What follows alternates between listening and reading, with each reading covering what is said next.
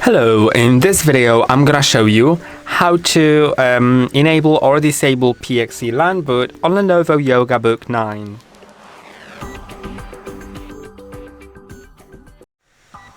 To do it, you need to be in the BIOS, which if you don't know how to enter, there's a video on our channel on how to do it. Once that's done, go to Boot tab and you'll see PXE Boot to LAN. You can enable or disable it. When it's enabled, then that option will simply be available.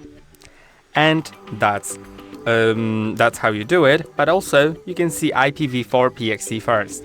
When enabled, then the PXE boot will at first try booting from IPv4, then IPv6. If disabled, then first it'll try booting from IPv6, then IPv4. And that's all for today. Don't forget to like and subscribe. See you next time.